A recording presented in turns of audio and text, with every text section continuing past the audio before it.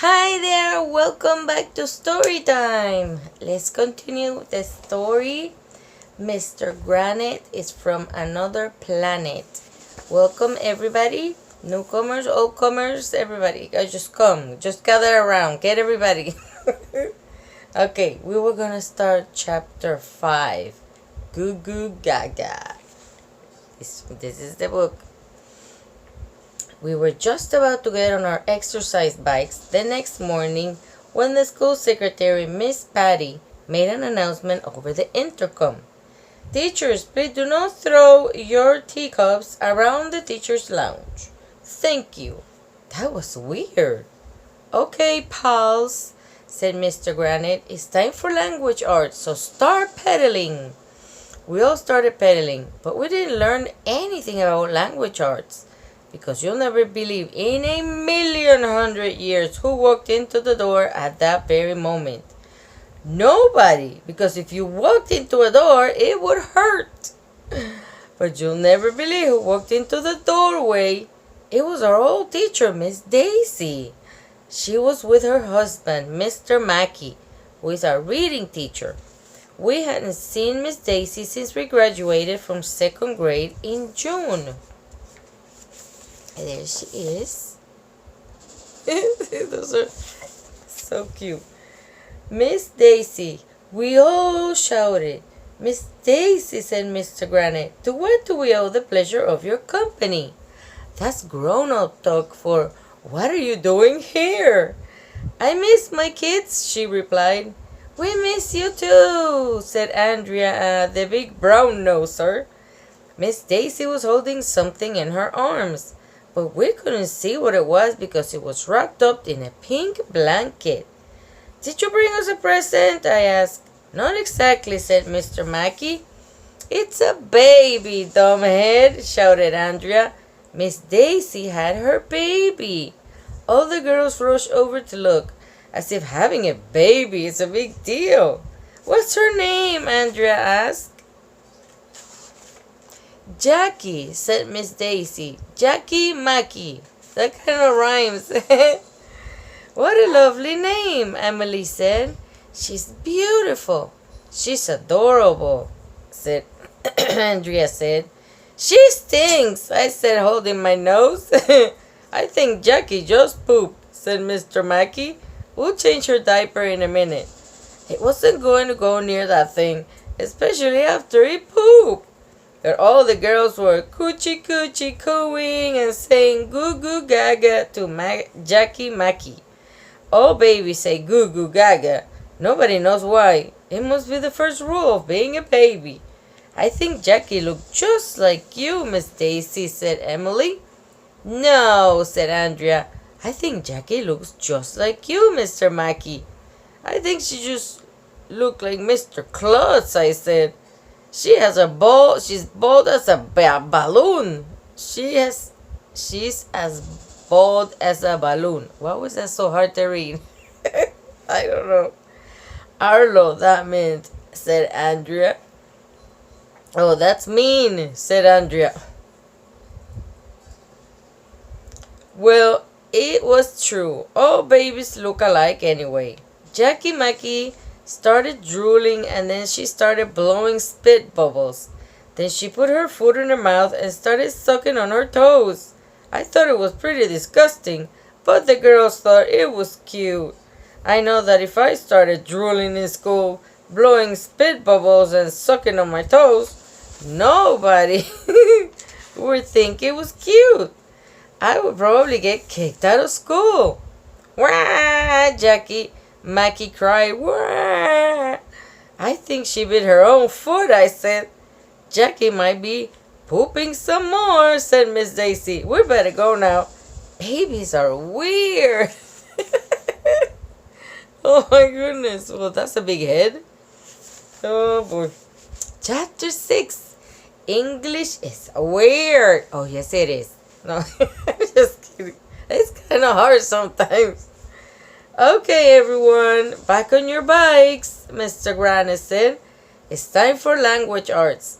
Ugh, I hate language arts. Language is boring.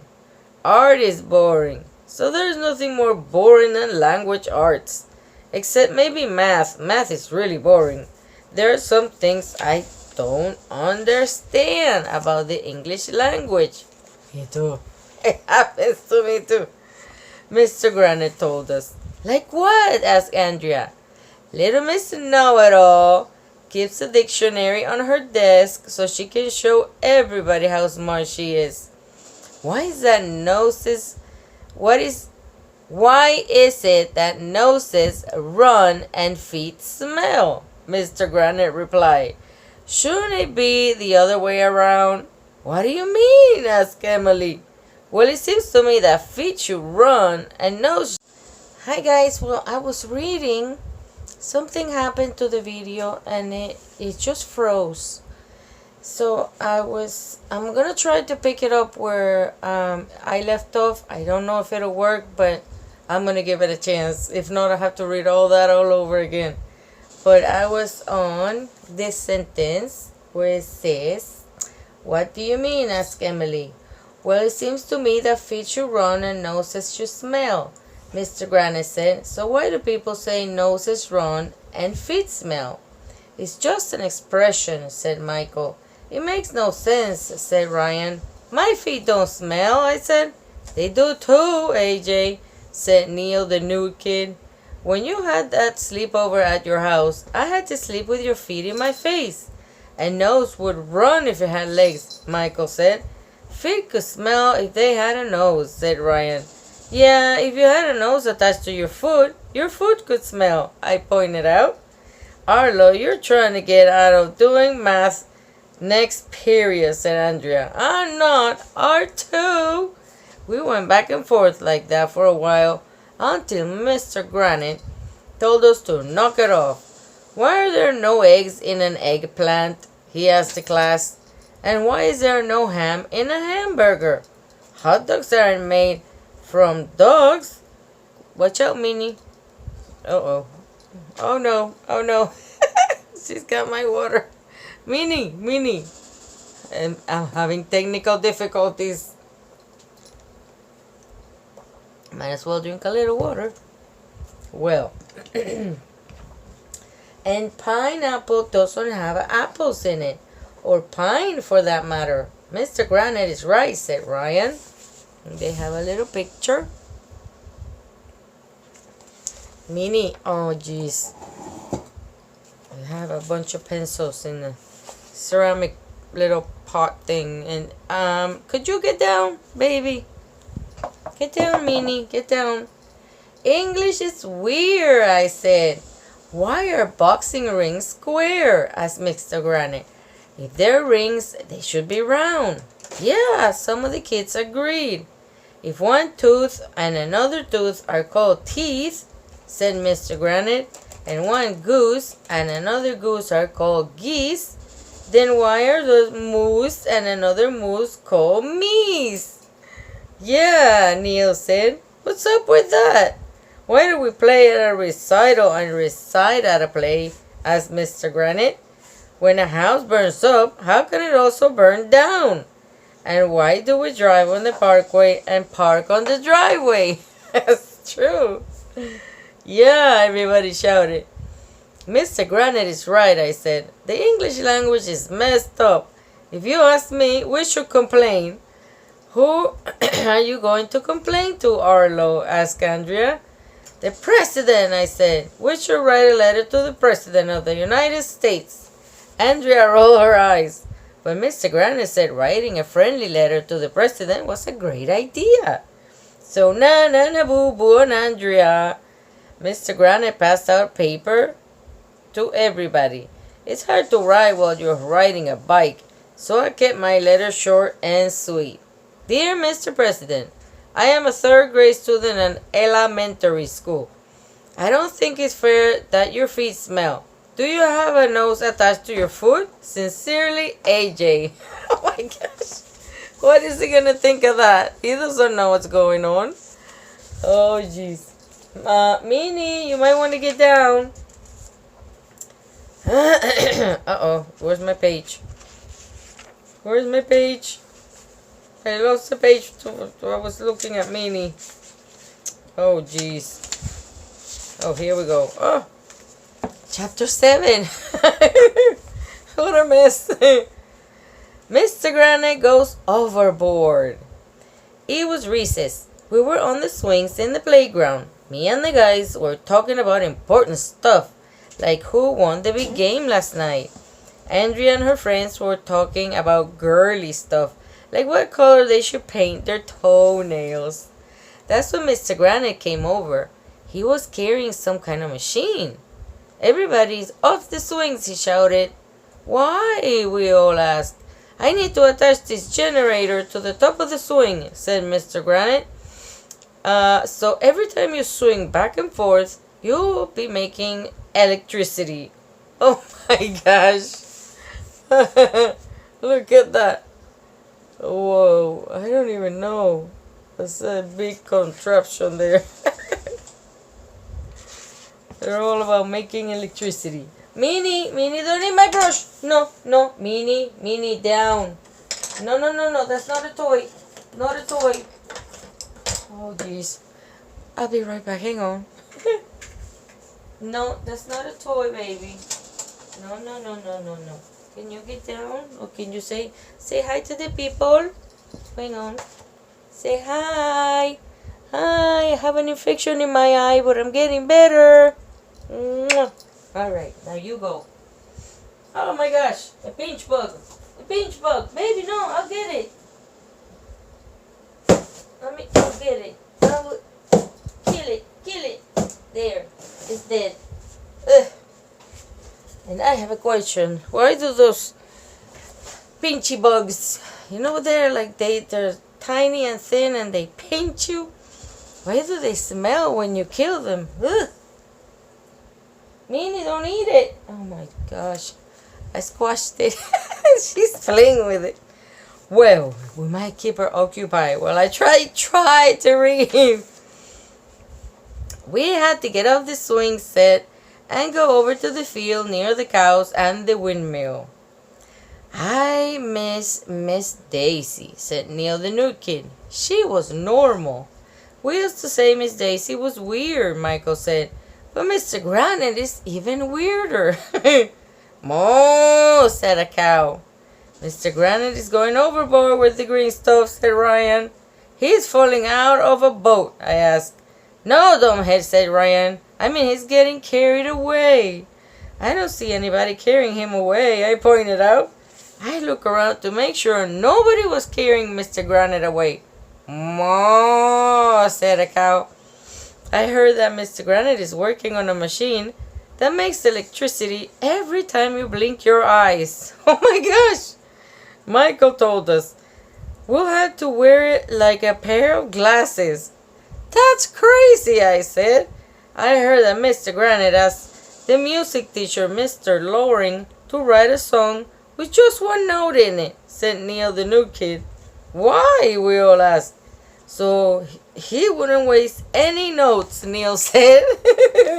Now, these people are insane. Hang on, I have to sit. Oh, my back. Okay. That will be the most boring song in the history of the world, I said. Moo, agreed a cow. Andrea and her friends were sitting on a bench a few feet away, looking all worried. What's eating you? Asked Andrea. Did you get an A- on the math quiz? No, Arlo, Andrea replied. I got an A+, but I just figured something out. What? We all asked. Maybe Mr. Granite isn't a real teacher at all, Andrea said. Did you ever think of that? What do you mean? I asked. Maybe he's just pretending to be a teacher, she said. I think Mr. Granite is from another planet. Don't tell me this thing, it's alive. It's alive, folks. It's alive. Why is it moving again? Kill it. Kill it, Minnie. Kill it, baby. Kill it. There you go. Hey, don't throw it over here. Hang on. We have to kill it. What am I going to kill it with? Wait. I'm going to kill it with this. Wait. Okay, hang on.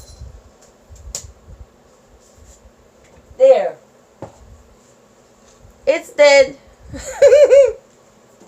Ugh, jeez. I hate those things. And you know what? They come in because it's been raining so much. And they're so thin and they get under the door. Even though we have, those things that stop all the bugs and things to come in. But they're so thin that they can sneak in. I hate them. I don't like them. Anyway. That one's not going anywhere. Okay, where am I? That's nuts, I told her. Think about it, Arlo, Andrea said. Mr. Granite knows a lot about planets and stars and space, right? Yeah. He doesn't understand the English language very well, right? Yeah. He has supervision too, added Neil. He can see through walls. Did you ever notice that Mr. Granite doesn't have any hair growing out of his ear or nose? Ryan asked. Andrea might be right after all. The first rule of being a grown-up is that you have hair growing out of your ears and nose. My dad has to trim his nose hairs every week. Maybe Mr. Granite's from another planet. Moo, said a cow. He doesn't look like an alien, said Michael. Aliens are little green guys with big heads. Maybe Mr. Granite is disguised as a human, I suggested. Yeah, said Ryan. Maybe if we peeled off his human mask, underneath we'll find a little green guy with a big head. Mr. Granite is nice, Emily said. Oh my gosh. Look what they're thinking he looks like. Maybe he's a good alien, like E.T., said Ryan. That's my favorite movie. Maybe Mr. Granite is a nice alien who has left here on Earth like E.T.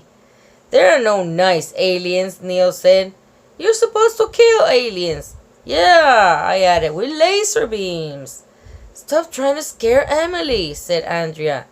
Mr. Granite is probably going to take over the world and turn us into flesh-eating robots, I said. We've got to do something, said Emily. She went running away. The only problem was that Emily ran right into a cow. She was on the ground freaking out. What a crybaby. Moo, said the cow. Ow, said Emily, which is moo, upside down and backward. My dad is a policeman, said Michael. He says you can accuse people of stuff unless you have proof. So let's get proof that Mr. Granite is an alien. And said Neil, the nude kid. How are we going to get proof? Ryan asked. I have an idea.